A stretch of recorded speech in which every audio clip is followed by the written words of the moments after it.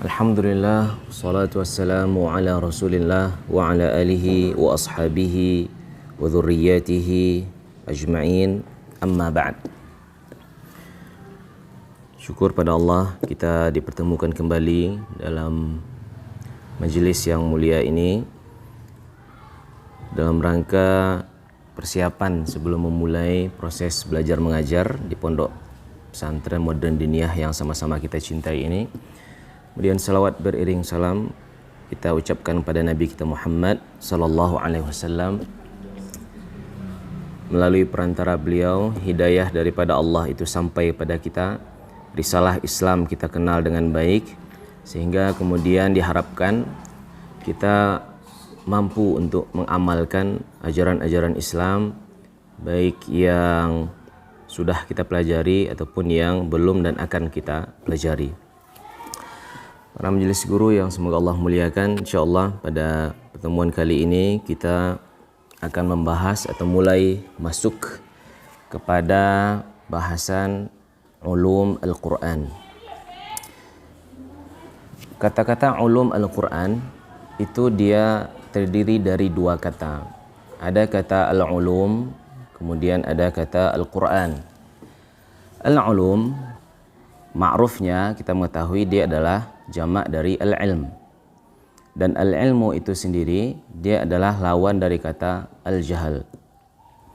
Jadi kalau kita artikan ulumul Quran adalah pengetahuan tentang perkara-perkara yang ada dalam Al-Quran. Sehingga ilmu ini lahir, landasannya adalah karena banyaknya hal-hal yang berkaitan dengan Al-Quran yang harus diketahui, dipahami oleh seluruh kaum muslimin. Ada di dalam Al-Quran mengenai nasikh wa mansukh. Ada di dalam Al-Quran mengenai am dengan khas. Ada dalam Quran tentang asbab an-nuzul. Ada juga di dalam Al-Quran tentang al-qisas, yang ada namanya kitab Qasasul Quran. Ada dalam Quran ahkam-ahkam syar'iyyah, kemudian juga berkaitan tentang tafsirnya. Maka oleh karena itu lahirlah sebuah ilmu yang disebut dengan mabahith fi ulumil Quran. Wal ilmu, dan ilmu itu sendiri adalah lawan dari kata al-jahal, ketidaktahuan terhadap sesuatu. Wal ilmu huwa ma'rifatuna bi syai' an haqiqatihi, pengetahuan kita terhadap sesuatu sampai ke hakikatnya dengan pengetahuan yang lengkap. Maka dari itu pembahasan tentang ulumul Quran ya pembahasan yang sangat besar, sehingga ilmu-ilmu yang berkaitan tentang ulumul Quran itu sendiri bisa juga dia nanti menjadi cabang ilmu yang mandiri gitu. Tentang pembahasan qasas Quran misalkan, ada ilmu qasas Quran. Ada pembahasan tentang nasikh dan mansukh, ada lagi ilmunya. Ada pembahasan tentang asbabun nuzul, ada lagi ilmunya. Baik, kemudian Al-Quran. Al-Quran dia sudah ma'ruf.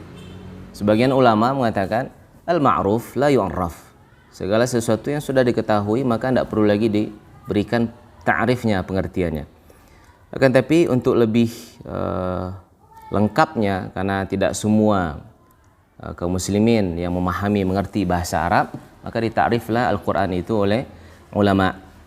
Apa yang masyhur kita ketahui ta'rif dari Al-Quran, dia adalah kalamullah, perkataan Allah, bukan perkataan manusia. Kalamullah al-munazzalu ala nabiyina Muhammad sallallahu alaihi wasallam biwasitati Jibril, al-mabdu'u bil Fatihati wal makhtumu bi suratin Nas wal muta'abbadu bi tilawatihi.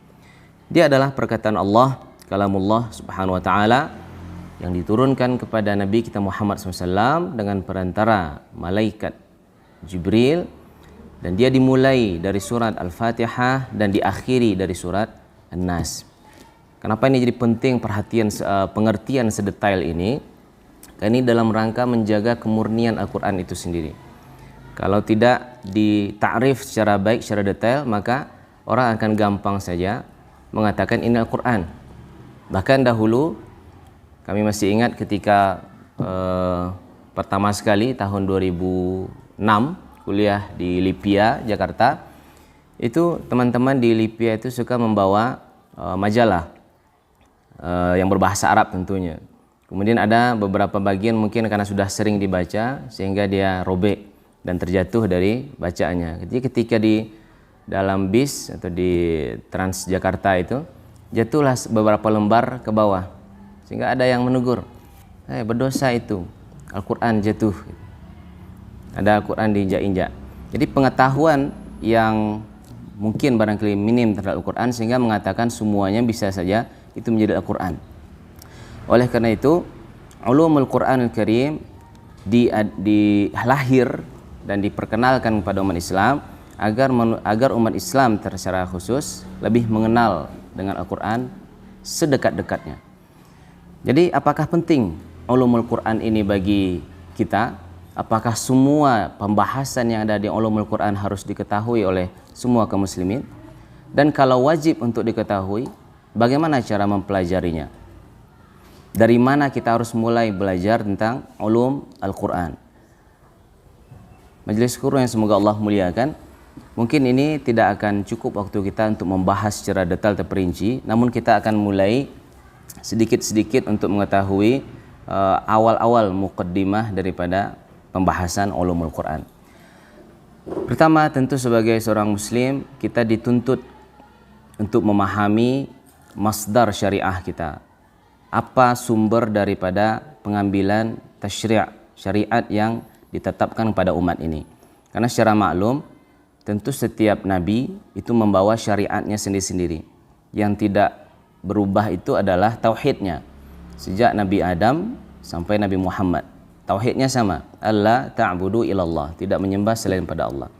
Namun berkaitan tentang syariat ini berbeda-beda. Misalkan kita ketahui Nabi Adam diperbolehkan menikah antara saudara dengan saudari. Misalkan di syariat Nabi Yakub yang digelari dengan Israel, sehingga anak-anak beliau sampai ke bawah disebut dengan Bani Israel. Misalkan pelanggaran syariat seperti mencuri di atas nisabnya, diberlakukan hukuman adalah si pencuri dijadikan sebagai budak. Dan itu yang dilakukan oleh Yusuf alaihi salam ketika itu, ketika adiknya Benyamin dan para saudaranya yang 10 orang datang ke Mesir untuk meminta bantuan pangan. Kemudian Allah memerintahkan Nabi Yusuf untuk menahan adiknya juga. Ini tujuannya agar sempurna kepasrahan Nabi Yakub sebagai ayah mereka atas kehilangan kedua anaknya. Karena ketika kehilangan Nabi Yusuf, ternyata Nabi Yakub merasakan ada pengganti daripada kehilangan Yusuf tadi, yaitu adiknya Benyamin. Maka bagaimana cara hilah yang dilakukan oleh Nabi Yusuf untuk menahan adiknya? Diletakkanlah sesuatu yang berharga yang ukurannya di atas nisab, di atas bawaan barangan adiknya. Kemudian diketahui adiknya yang melakukan pencurian dengan cara hilah tersebut, maka dikatakan ma jaza'u as-sariq, apa balasan bagi orang yang mencuri di kalangan kalian. Maka jawaban para adik-adik dan saudara-saudaranya ketika itu adalah, siapa yang diketemukan barang curian itu di dalam tempatnya, maka dialah yang menjadi jazanya. Artinya apa? Jadi si pencuri menjadi budak, menjadi milik bagi orang yang memiliki barang yang dicuri. Nah, itu syariat yang berlaku di zaman itu dan dibawa oleh Nabi itu. Sementara kita di umat Nabi Muhammad SAW syariat yang berbeda. Dan masdar daripada syariat itu adalah Al-Quran. Untuk memahami Al-Quran tentu butuh cabang-cabang ilmu yang banyak, karena tidak semua kita mampu untuk memahami. Para sahabat dahulu mungkin sudah pernah kita dengar juga di pembahasan tafsir sebelumnya, langsung mencari pemahaman daripada ayat yang kurang dipahami, bertanya langsung kepada Rasul. Contohnya ketika sahabat bertanya, bagaimana iman bercampur dengan kezaliman? Apakah ada orang yang beriman tapi melakukan kezaliman? Apa maksudnya? Maka dijawab oleh Rasul, alam tasma'u qawla abdas salih, belumkah kalian mendengar perkataan seorang hamba yang saleh? Dimaksudkan adalah Luqman. Ya. Jadi asyirka inna syirka la zulmun azim. Jadi maksud dengan kezaliman di situ adalah syirik. Jadi tidak boleh bercampur antara keimanan dengan kesyirikan. Jadi para sahabat dulu alhamdulillah luar biasanya, mereka punya masdarul ilmi, mereka punya pemahaman bahasa Arab yang baik, Dan ketika ada kalimat-kalimat yang tidak dimengerti, langsung mereka tanyakan kepada Rasul sallallahu alaihi wasallam. Dan di antara luar biasanya Al-Qur'an dan sebagai bukti bahwasanya Quran itu adalah mukjizat, setiap meningkatnya ilmu pengetahuan, setiap bertambahnya kadar kemampuan manusia untuk menggali ilmu itu sendiri, Al-Quran sama sekali tidak berubah, melainkan dia menjadi semakin kuat sebagai landasan daripada ilmu itu, dan itu tanda dia sebagai mukjizat. Illa yaziduhu rusukhan fi ilmihi wa hadza yadul ala annahu mu'jizah. Di antaranya mungkin barangkali kita sebutkan, misalkan di dalam Al-Quran kita menemukan ada beberapa huruf yang ulama sulit untuk menafsirkannya, bahkan memasrahkan tafsirnya kepada Allah Subhanahu wa taala. Sebut dengan huruf al-muqatta'ah. Di antaranya kita sebutkan ada alif, lam, mim, yasin, toha, alif, lam, mim, ra, ta, sin, kaf, ha, ya, ain, sad, dan lain sebagainya. Ini ketika ilmu pengetahuan matematika itu belum terlalu kuat di zaman itu, mungkin belum bisa dicari hikmahnya. Kenapa harus itu keluar? Di sebagian kitab tafsir, kalau kita baca, apa hikmahnya ada kalimat alif, lam, mim, yasin? Kita akan temukan jawabannya adalah itu adalah untuk mengambil intibah as-sami', untuk mengambil perhatian orang-orang. Jadi ketika langsung dibaca Quran itu sepertinya orang menganggap itu bahasa Arab biasa. Namun ketika dimulai dengan kaf, ha, ya, susunan huruf-huruf yang seperti itu, itulah susunan yang merebut perhatian orang. Jadi tidak dibalik, misalkan yasin dibaca sin, ya, sense-nya itu lain ketika disebut dengan yasin. Toha kita balik kan ha, to. Sense yang dirasakan oleh normalnya manusia itu berbeda dengan toha. Sehingga dengan begitu, toha saja kalimat itu bisa mempengaruhi orang yang paham bahasa Arab ataupun yang tidak paham. Yang paham bahasa Arab kita tahu, contohnya Umar ibn Khattab ketika mendengarkan surat itu. Yang tidak paham bahasa Arab pernah dilakukan sosial eksperimen, yaitu dibawa sebuah mobil dan diletakkan speaker di atasnya, kemudian pergi ke tengah-tengah square, tengah-tengah kota di negara luar sana. Kemudian diperdengarkan surat Maryam, yang mana awal daripada ayat itu adalah kaf, ha, ya, ain, sad. Ketika itu diperdengarkan, dan sebelumnya sudah diperdengarkan juga syair-syair bahasa Arab, namun orang hanya menganggap itu sebagai seni saja. Namun ketika huruf itu diperdengarkan kaf, ha, ya, ain, dan dibaca dengan tajwid yang baik, dan kamera diletakkan di mana-mana, ternyata sensasinya adalah orang yang tidak paham bahasa Arab pun langsung mengambil perhatian kepada sumber suara.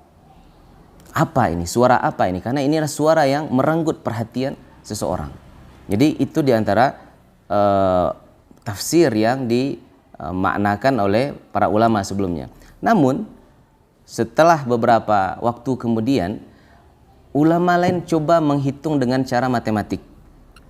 Apa kaitan antara alif, lam, mim atau toha dengan surat tersebut?